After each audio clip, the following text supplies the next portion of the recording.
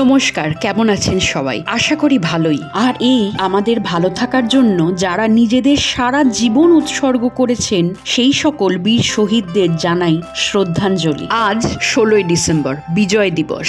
গতকালই সাক্ষী হলাম ইন্ডিয়ান আর্মির প্রায় 200টি দ্রোণ দ্বারা বিজয় দিবসের মক ড্রিল অর্থাৎ অনুশীলনীর। আমরা রবীন্দ্র সদনের নন্দন থেকে তার প্রত্যক্ষ হলাম। গর্ব এবং আবেগে মনটা ভরে উঠল। 1971-এ আজকের দিনই তৃতীয়বার আমাদের ইন্ডিয়ান আর্মি পাকিস্তানকে পরাজিত করে। 3 ডিসেম্বর থেকে শুরু হয়ে 13 দিন ব্যাপী চলে এই যুদ্ধ।